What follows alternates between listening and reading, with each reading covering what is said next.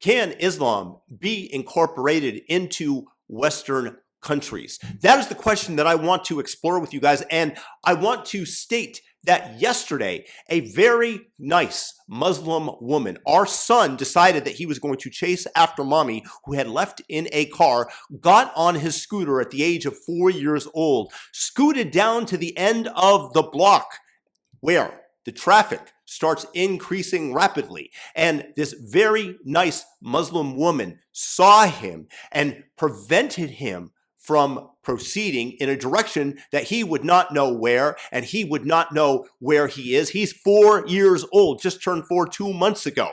And she sent him back home and took him in her hand partially down the street. And when I found out, I was aghast, and I went and I thanked her, and I plan on rewarding her in the next couple of days with a very nice orchid. So there are many, many good Muslims, and I have nothing against them. However, Islam as a religion proselytizes anybody that they can. The penalty, of course, for leaving Islam, if you decide to, is death. This is in the Quran and the Hadiths. And if you take a look, wherever Islam has gone, has it made those places better? I've had my own experiences with those who practice the Islamic faith, and there are a certain percentage of them who do not wish to assimilate at all, but would rather have you fall into their values. They believe that the only time the world will be at peace when they are under one green banner, under the Islamic flag, and Islam has a totality and rule over the world.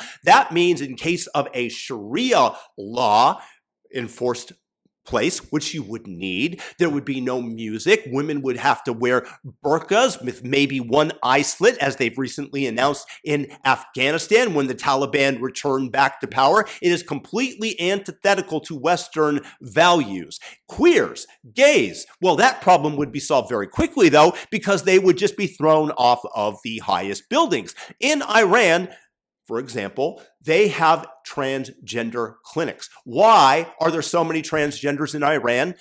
Because this is the one way that you can stay alive in a country where they routinely hang gays in Levin prison. All you have to do is get a sex change, and you will be left alone because you will be considered a woman. Thus, Iran has a high number of people that have become transgenders. And the left crows about this as if it was a progressive and principled Iranian government.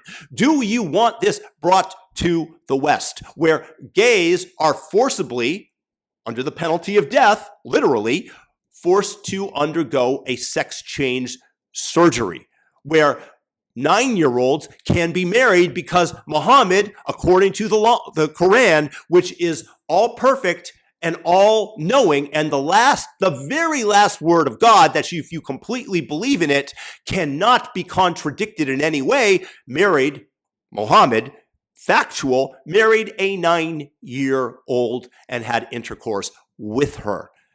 This then would allow that to happen to 9-year-olds here. I actually got canceled by my same friend 2 times because I had the minorist disagreement with him over Israel, and that is not allowed. And so because his girls are adorable and sweet and 6 and 3 years old, I sent him a message that because your girls are so cute and adorable, when you invite your friends from Hamas over for dinner, please make sure to at least do it before the girls turn 9. There are aspects of Islam that will never incorporate with the West. And wherever Islam goes, they play the game for the long term. They lay low until they become a greater percentage of the population. And now you're seeing what's happening in Great Britain, where if you criticize Islam in any way, then you are subject to arrest by the police. Do not put out a tweet that says that the Prophet Muhammad, as I just mentioned a second ago, might have been a pedo. You don't want to do that in Great Britain. Similarly, there will be many Muslims that will be willing to kill you for what they could consider blasphemy. Now, I'm going to tell you about 2 stories that I had dealing with people of the Islamic faith. I might have told these stories before, but when I was in Syria at the end of 2010, shortly before everything just blew up to Kingdom Come, we were in the middle of the desert in Palmyra, and somebody was trying to get us to agree to allow him to be our tour guide. And his nickname was Haji. And I said, Haj, what would happen if you met the Danish cartoonist who drew a picture of the Prophet Muhammad? And I thought for sure that he was going to come up with a excuse, especially because he wanted our business. And he said, Richard, after his eyebrows went down and together, so I knew that that was the micro expression of anger. And he says, Richard, if I met this man, I would kill him. Is this a person that you want to have in your society where they can do anything to your religion? They can criticize your religion in any way that they desire. And if you criticize theirs, if you do something that they find objectionable, it's not live and let live. It's die, die, die. Literally from a man who had been to the West previously from Syria and was wanting to get money from us for his services. Similarly, when I was in Sweden and I was staying outside of Stockholm for the first 2 nights that I was there, because it was much cheaper. Sweden's an incredibly expensive country. And the man who was hosting me was Lebanese. And we got into a discussion and I said something that questioned Islam. And I don't remember what it was, but he became incredibly angry and threatened me. And instantly I knew that the only right course of action would be to shut my pie hole.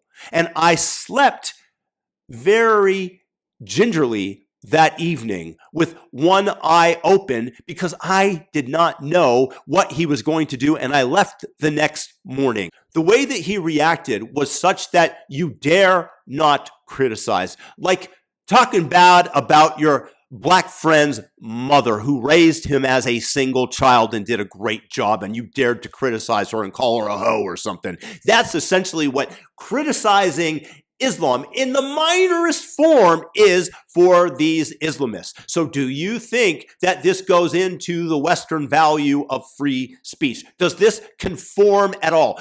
Will importing Muslims make us better off or worse off? And we hide under this tolerance, this idea that we have to be tolerant of this religion when they're intolerant of us. They're absolutely intolerant. You wave bacon around in South Florida and they will cry because they're in the minority rather than attack you and get felony hate charges put on you, as for some reason the Florida prosecutor has done so with these Florida men. I guess that's why Darwin argued that natural selection skips the Florida man. But nevertheless, yes, it was boorish behavior, but do they deserve hate crimes for this? No. But if you went and did that in a different country, if you went to Saudi Arabia as a Christian and tried to get people to convert, they would kill you. If you went and brought bacon and waved it in front of people in a Muslim country, it would be blasphemy and you would be slaughtered instantaneously.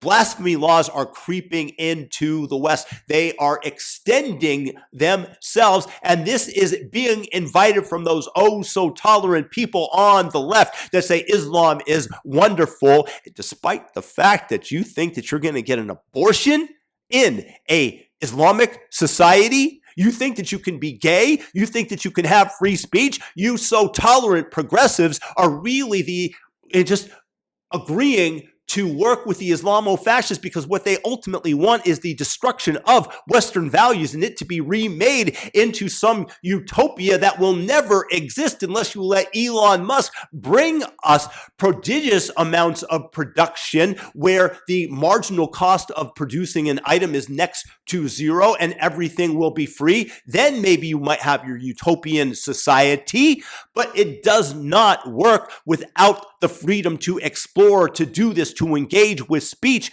And this is why the West has historically been far ahead of these societies that incorporate Islam into them, because we are able to explore, we are able to debate one another and to flourish. And we are currently bringing these values, if you want to call them that, and trying to incorporate them into the West. And it's just not going to end well. So you have to ask yourself whether or not you think that allowing Islam and inviting it into the West is tolerant, as they change the society around you because they don't acquiesce to American values. They desire to impose those of their religion because that is what is asked by the Quran. Because once again, the world will only be at peace when everybody bows to Mecca. Let me know your thoughts in the comments section. Peace out.